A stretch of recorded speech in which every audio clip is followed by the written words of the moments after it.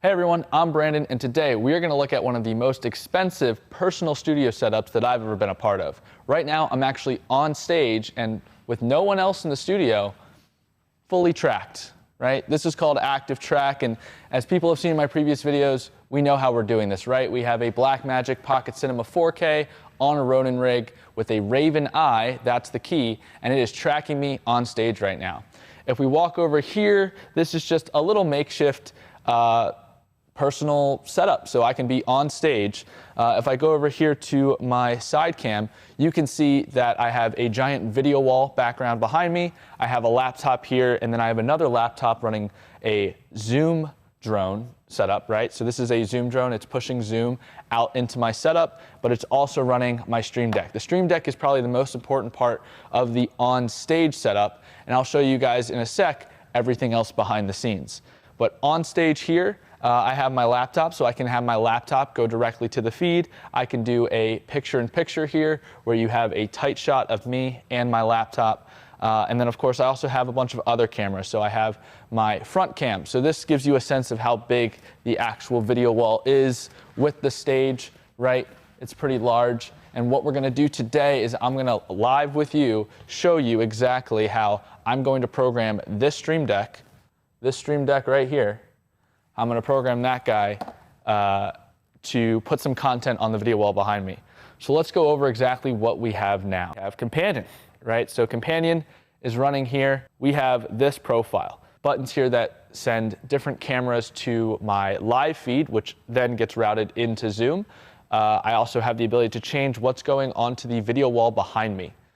So let's go over to the laptop here to my left. On this laptop here, I have all of Companion controls. Everything in the studio is on the Wi-Fi network as well, which can be good or bad, but allows me to control anything from any device. I just have to pull up the Atem software, be on the Wi-Fi, and I'm good to go. This means I can run it with iPads using Mix Effect, control audio mixers with iPad apps, etc. Again, this is not for me, this is for someone else. So I have to build it a little more simple for someone else to be able to run this while they're running their own show. So on the right side, I have all of my different cameras and feeds going to my Zoom call or live stream.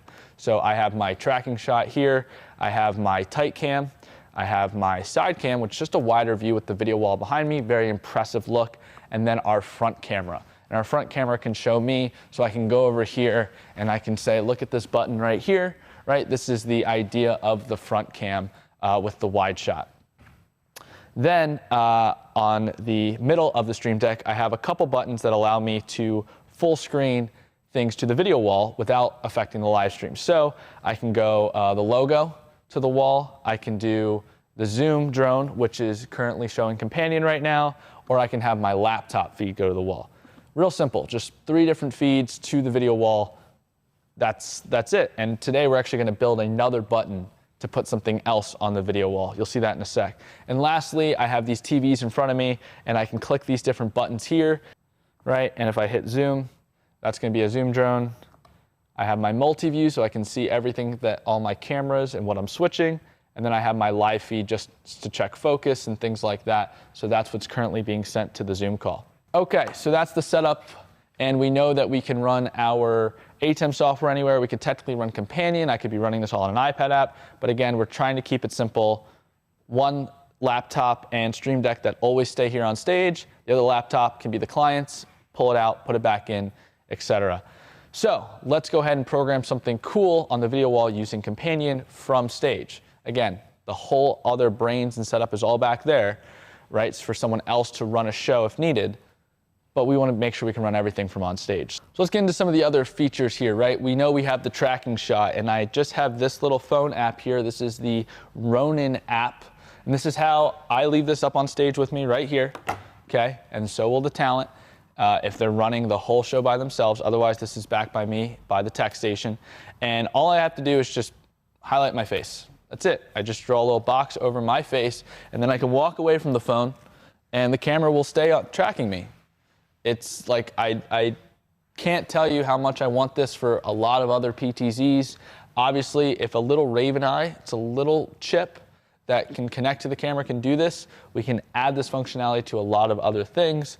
And so maybe this will get open source or something, and people can point me in the direction of PTZs that are really good at this. But I haven't found a PTZ, and I've tested, that is as good at active tracking as the Ronin rig so far. But hey, that might change very soon. So that is how we do our tracking camera without anyone else in our studio space. So this is the rig that I look at. I have my laptop to give demonstrations, keynotes, PowerPoints, etc. I have my Stream Deck here, and then we have Companion running in the background, but really that's for a Zoom call that you guys will see. So then over here, this is what I'm looking at. Normally, that is a Zoom call that is on those screens. We can change that to anything we need. Whether I'm doing a recording like this is a multi-view on both screens. Those screens are linked. They just show the same thing. It allows me to pick which camera I'm looking at, right? So let's go over tally lights. I have a follow cam there. That is my tracking cam with the Ronin right there, okay? And then I can also pick a different camera. Let's go to the tight cam, right? And that tight cam is the one right above screen. That's giving me this nice tight shot here. Looks pretty good. And the talent is slightly shorter than I am, so it looks about there. So that is the tight cam, and then I can go to the side cam. Notice that the tally lights change when I change up on here. It allows me to know which camera to look at. Whichever one's in red is on program, green's on preview. And finally, we have our front shot. So this is what our front shot looks like right there.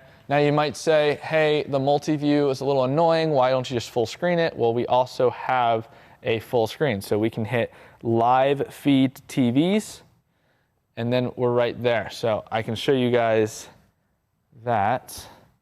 Live feed to TVs, right? And we can change what these are. And as I change what's on live, which is right here, I can go to my follow cam, right? So if I go to my follow cam, that's my tracking shot.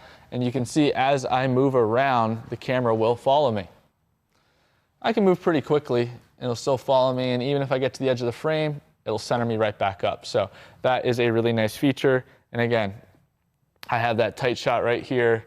I have lots of different camera angles. I can set my laptop to the live feed. So now my laptop is live for everyone to see. So I also have picture-in-picture here. And picture-in-picture is really nice, right? Because then I can give a demonstration over here on the Atem software, and you guys can still see me, and that's just a button click away. We also have the logo to pull the logo up on screen. And the live feed button doesn't work. It doesn't do anything. It just tells everyone that these blue buttons are for the live feed. Okay, and then for the video wall, we know that we just made a new button, but this is the laptop to the wall. So now the laptop is full up on screen. And then I have the logo. I then can set my Zoom drone, which is this laptop right over here, to the video wall behind me, okay, for reasons like that. And then finally, I have my picture-in-picture button. So if I go to my laptop and I want to pull in my Zoom drone, I can click that button, and it'll just pull in something right on the side. That's it. And I could set lots of other buttons on here to do different things, but that is the idea. So take that off, and that is a toggle. So that is the setup here. Let me show you guys some of the other stuff I have going on here. All right, so this is the actual setup, and I'm going to go over here to multi-view.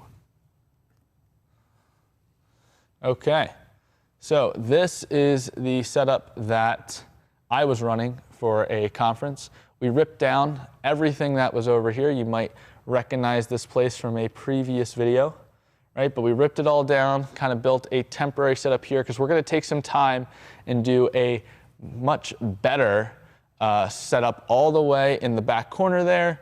But we have a lot of plans for making this place a lot more efficient than kind of rigging stuff on top of boxes and, you know, cameras on monopods, on tripods. Like, it's not great. So we're going to take some time and do it right. But just a quick demo what I have here. So I have an Atem Mini Extreme running most of the live streams. That's a Mini Extreme ISO. Then I have an Atem Mini Pro that is running the video wall. So whatever I click over here, right, will change what's on screen over there. And I just have it set to a fade right now. I have a Rodecaster Pro handling all of audio. The reason I have a Rodecaster Pro is because it can do a mix minus straight out of the USB, which is super handy. And then I have this as my control computer running the Atem software as well as running ProPresenter, of course. And finally, we have Zoom Drone 1 and Zoom Drone 2. And that was it. That's kind of all I ran for this setup. We have some wireless stuff happening because we ran a wireless laptop feed just so he could move around a little bit more at one point. But notice we just stuck the transmitter for the wireless under here. We have everything rigged up. Again, a lot of this stuff is going to change, but this is our short temporary setup and how we're running our temporary setup. We got lighting in the ceiling. We have lighting across the floor so we don't look too dark underneath our chins. And that's the setup. Again, I try to keep as much off the floor as I can, but it's really just that. All this crap was here from different things, 3D renders and whatnot that we were working on. But yeah, it's gonna be a dope setup. Anyway, let's go ahead and get into programming a button on stage and kind of what these demos can look like. All right, so now time to make a button with Companion. All right, let's set the situation. So we have someone on Zoom on our Zoom drone, and we want to put them on the screen behind us, but we don't just want them full screen, right? And full screen could look like this. If I go over to my Zoom drone and I put the speaker full screen and I hit zoom to wall, then this is the speaker full screen, right? So this can work, and there's a lot of reasons to do this, but I don't necessarily want the person bigger than me up on screen, right? I might want them off to the side or something like that, and we did this in our last setup, but we've changed a lot of things. So we're gonna rebuild the look we've had before. So let's go through how to do that. Okay, so we're gonna make sure he's full screen on our Zoom drone here. Let's go back to Companion on the same machine and build this button. So this button over here, we are going to affect our Atem Mini because that is what is feeding our current video wall. And we want to affect let's go ahead and build a macro. I guess we'll build a macro to make this happen. Connection, we want to select our Atem Mini Pro. We're gonna connect to that. Great, so this is what is changing the feed on the video wall right now. So let's say we just want something simple. All we want to do is to pull up and activate key 1, all right, on air. So we're going to go ahead and make a macro. So macros here, let's go ahead and set up exactly what we want to happen. We want this screen here which will have a full screen Zoom participant, to go up on the side of our video wall. So I'm going to go over and go to my upstream key. I'm going to click on DVE, which is over here. I'm going to select which one I want, which is specifically camera 1. And I'm going to give it some credentials in terms of positioning.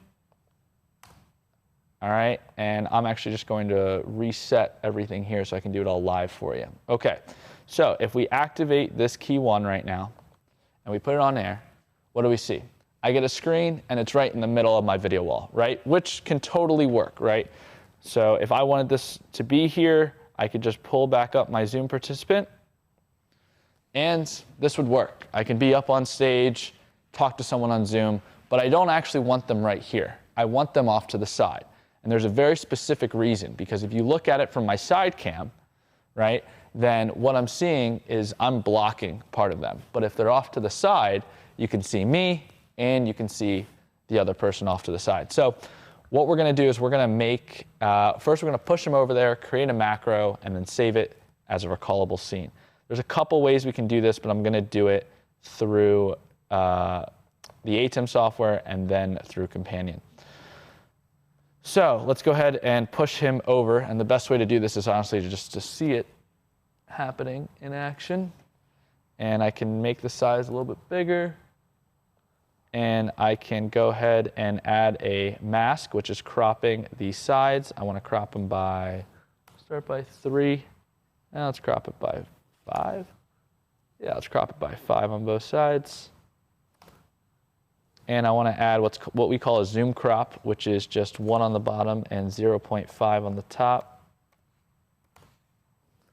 Okay, so that is our zoom crop there, and I'm going to position these guys. And we'll make it a little bit bigger.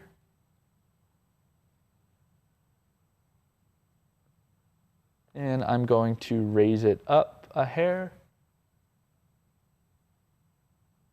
Great. So that's going to be our zoom crop. So now, technically, all I have to do is open up Zoom, and we can see that someone is over here on the side, right? And I can be over here, and we can kind of have a back and forth conversation. I'm also seeing them directly in front of me on the TVs, so I can talk to one of my cameras and still see him over screen. So this is what it can look like. I could be working on my laptop here. We could be having a back and forth conversation. You can see them on the side and me on this side.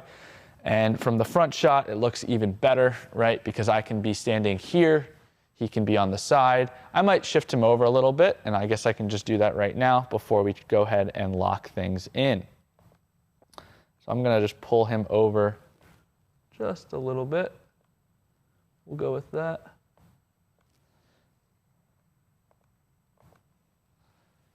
Okay, so this is the look that we are going for. And it looks pretty good over here on camera, especially if I have other content behind me, like my laptop feed. And notice I can just change the feed behind me without affecting him over there. So all we want to do is create a button that turns his feed, the upstream key, on and off. That's all we're trying to do. We're going to save this as a macro. So that's the first thing we're going to do. We're going to go over here to Atem software. And we are going to hit create, and this is going to be zoom on the side. Simple. And all I'm going to do is I'm just going to go over to my upstream key, and I'm just going to save all these settings by clicking on them. I'm just clicking enter to make sure that all of these settings lock in every single time. Right? I don't want a shadow, and I don't want a border. And I want to make sure it pulls up a DVE every time. So if anything gets messed up, I can always just recall it. So that's all we're going to do on that one. Then we're going to go over to Companion and just create a button that turns on and off our upstream key 1. So we should be able to go over here to Buttons, and then I'm going to go to Actions, and I want to type in key, Atem Mini Pro, set key on air, right? And then I want this to be a toggle, ME1, key 1, that's it. So now when I click this button, that look we did is going to turn on and off. So let me go ahead and pull up a Zoom participant. Now we have a video wall. So if I go to my front cam here, right?